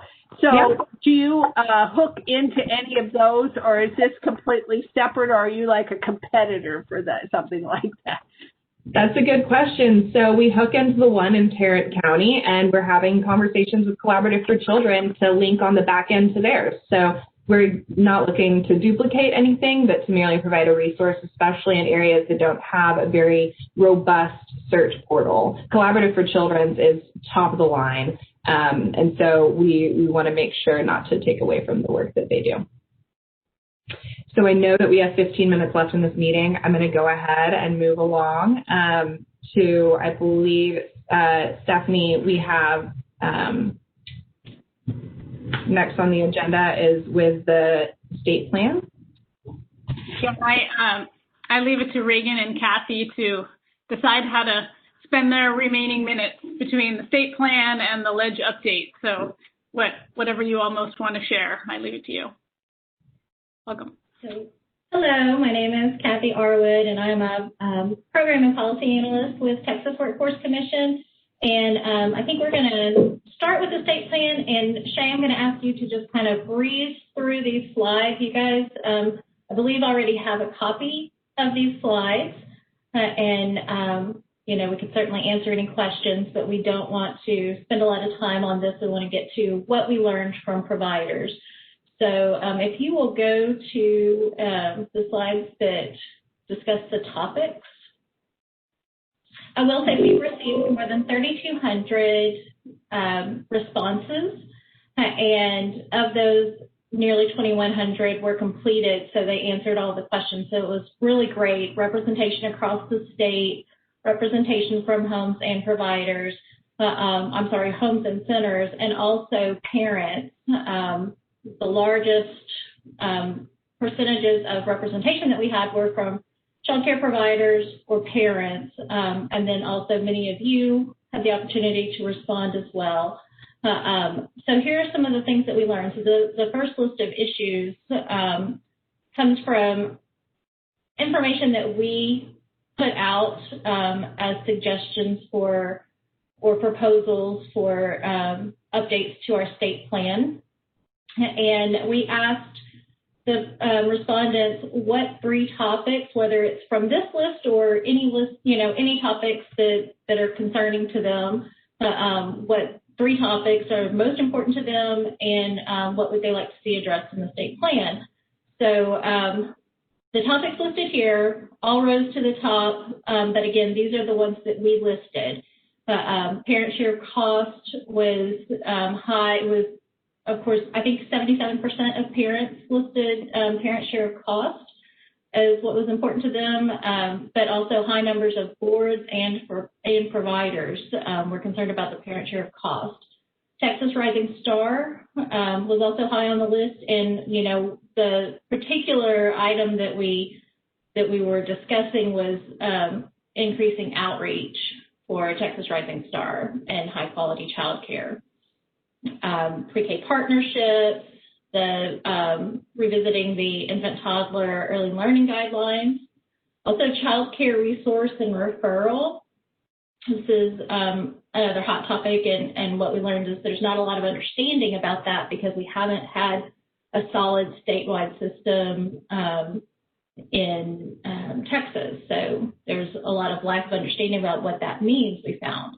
Shared service alliances, obviously top of mind, rural child care, and then the Texas core competencies, revisiting that and making sure that they align with other competencies. And if you'll go ahead and go to the next slide, this will give you an idea of who responded and what was important to whom. So like I mentioned, parent share of costs was most important to providers. For parents. For providers, it was Texas Rising Star, and for boards, also Texas Rising Star. Okay, you can go ahead and move on. And these are some of the other topics that were listed. So these are things that people brought up as important issues to them. Many things regarding child care services and subsidy programs. So eligibility, faster approval, which I know we heard from a commenter today, faster process for redetermination. Health and safety was one of the top issues for parents. Funding and reimbursement rates, as you would expect, was at the top of the list, as well as higher teacher pay or other issues related to staff retention.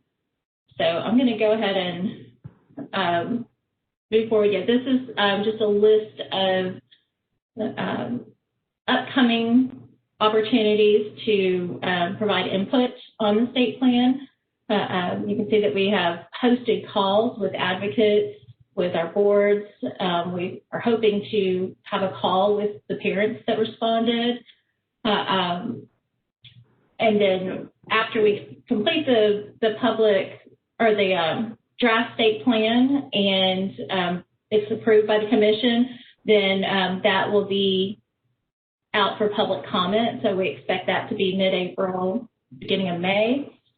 And we will have a public hearing. So public will be invited to, comment. We'll present some of the information. And then we'll expect this to be adopted in June and submitted to the Office of Child Care on June 30th. So that's what I have on this timeline, and I'm sorry for rushing through everything, but we do want to honor your time, and I will pass it off to Reagan. Thank you, Kathy. So with that, I'll see if there are any questions or comments as we are developing our CCDF state plan for further public comment, for further formal public comment. The only thing I had a question about, you have industry there, and was there a specific type of industry, or are they talking about the child care? Oftentimes they use child care industry, or, what would be industry? Kathy, on the graphs? Yes, so industry was really any other business, employers. I think we had it listed as industry and economic partners. I'm not sure how we had it listed, but yeah, that would really be more employers, businesses.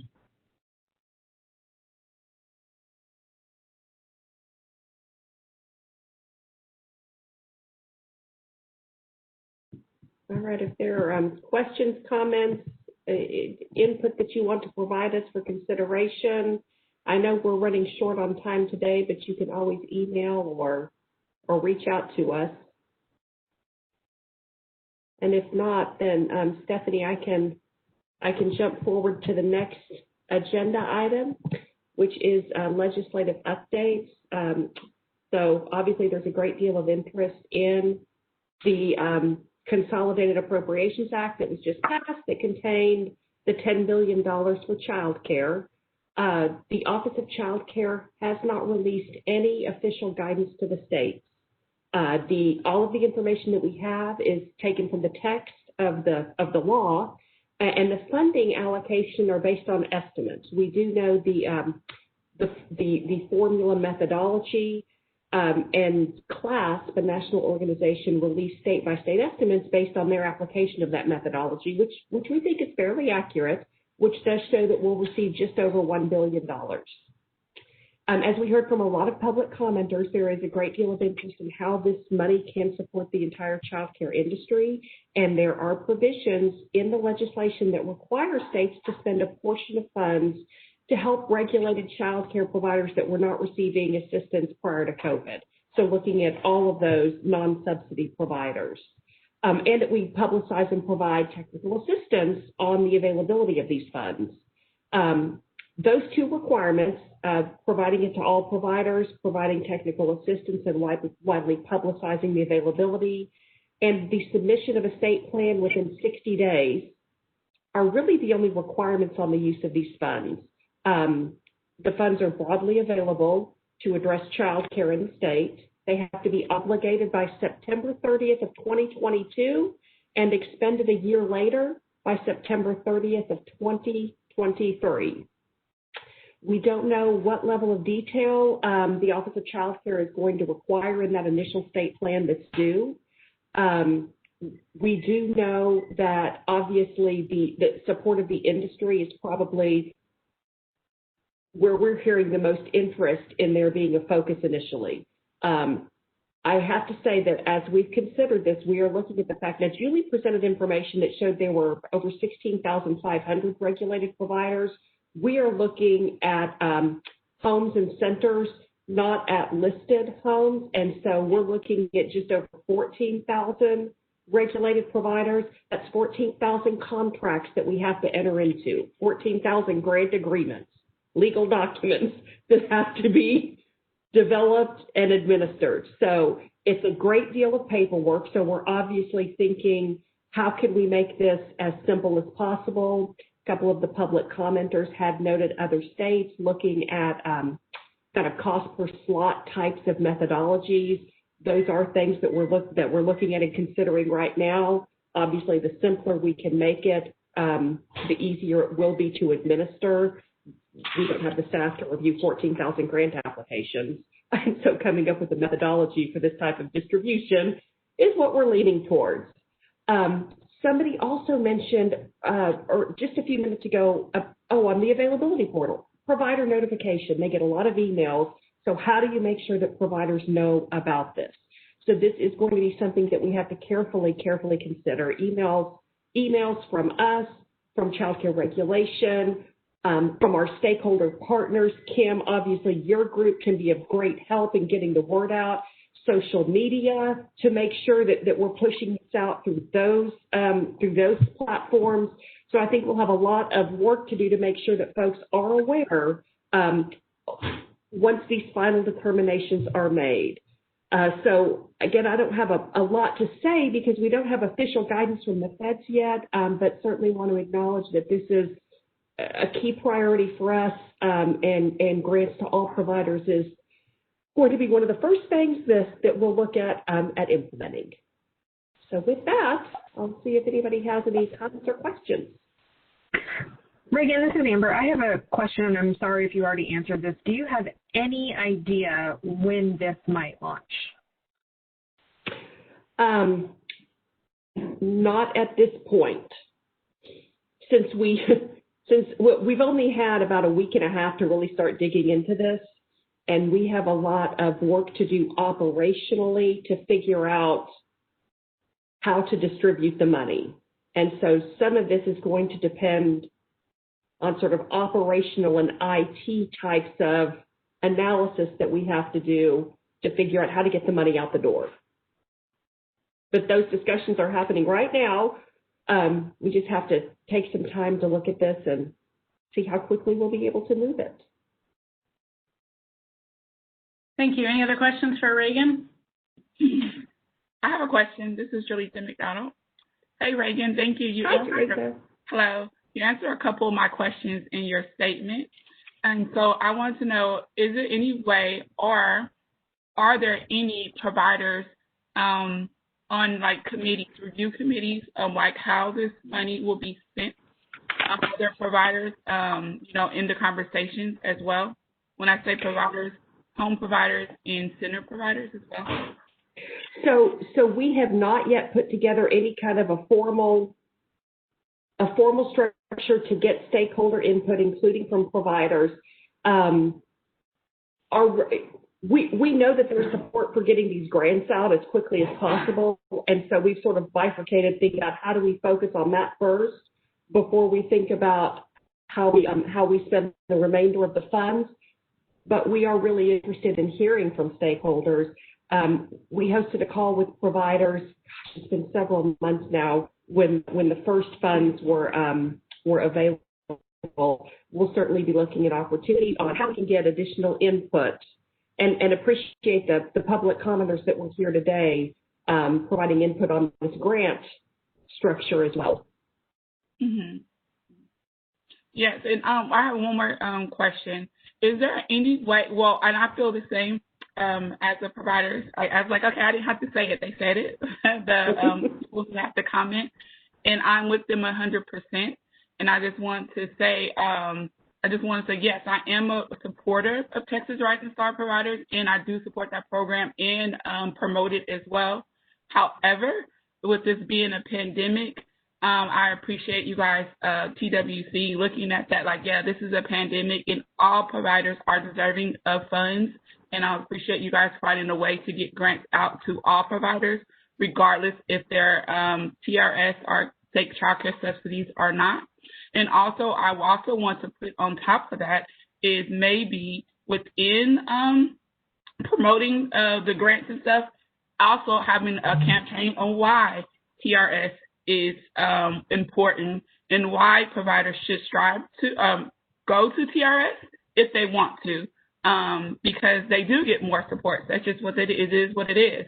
And so why that is important. And I can tell you providers are taking note of that aren't on those programs right now.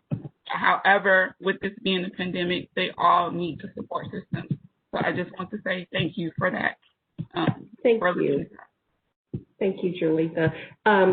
And I will point out one of the slides that we had to skip over, we did get input about why people do participate in TRS. So we've got some more information in that PowerPoint as well on that issue. But good suggestions. Thank you. Mm-hmm. And I would just encourage, and we'll probably need to wrap up, there's lots of discussions about, like Julita mentioned, immediate support in an emergency situation, but there's also a lot of discussions about maximizing this opportunity with a significant amount of funds to really figure out how to bolster quality programs, how to make sure, childcare is a more sustainable sector, how to support the workforce so that they, are recruited and retained. So it's also a good opportunity for us to think, boldly about really improving our childcare sector for those who work in it and the families who benefit from it, and partnership opportunities with schools. So, I hope that people, on the council and then members of the public will also communicate their good ideas to TWC and members of the council for big ideas and small, and immediate steps, short-term and long-term things that our childcare leadership should be thinking about. So we are at time. I don't think there's any other major updates at this point. I do want to remind people of our next meeting, unless there's something we needed to get through, just remind people of our next meeting, which is March 5th from 11 to 1. And that will also, I'm gathering that that's also going to be by WebEx most likely, but we will certainly be in touch with people if anything changes. And I do know, there were several comments in the public section about the vaccine priority list.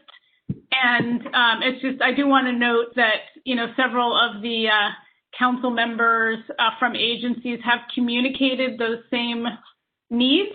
that childcare, have been considered frontline workers as part of the task, frontline task force and also the portal.